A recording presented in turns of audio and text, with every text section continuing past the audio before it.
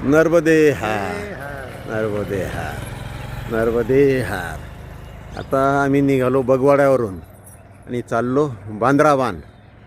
बांद्राबान नंतर शहागंज असा आमचा प्रवास राहील. ही हनुमानगडी या बाजूला परिक्रमेत आपल्याला हनुमानगडी लागली ती विमलेश्वरच्या अगोदर. हां, म्हणजे समुद्र जेव्हा ओलांडतो त्याच्या अगोदर लागते हनुमानगडी, त्याच्यानंतर विमलेश्वराची हनुमानगडी शेवटचा स्टॉप. तर इथं पण हनुमानगडी बघितली आपण. नर्मदे हर, नर्मदे हर. शहागंज आपण आता नागपूर भोपाळ रोड सोडला हायवे. आता हा शहागंज बांद्राबानकडे जाणार रस्ता. हा अगोदर सिंगल होता, आता बघा डबल होतोय. Expansion work. नर्मदे हर, नर्मदे हर. इकडे जंगलामध्ये भार्गव ऋषी आश्रम आहे. 1.5 ते 2 किलोमीटर आतमध्ये जावं लागतं जंगलात. नर्मदा मैयाच्या काठावर आहे.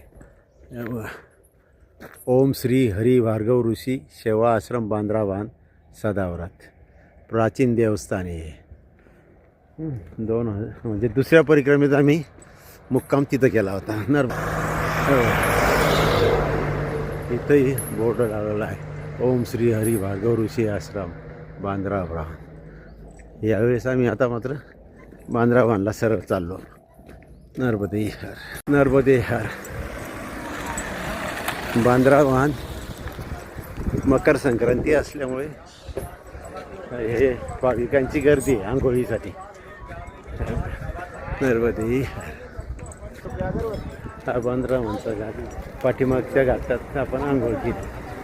आणि हे समोर हा आश्रम आहे, एक आश्रम. तिथं वरती पण आहे. पहिल्या परिक्रमेत आम्ही ह्या आश्रमात थांबलो होतो. नर्मदे हर.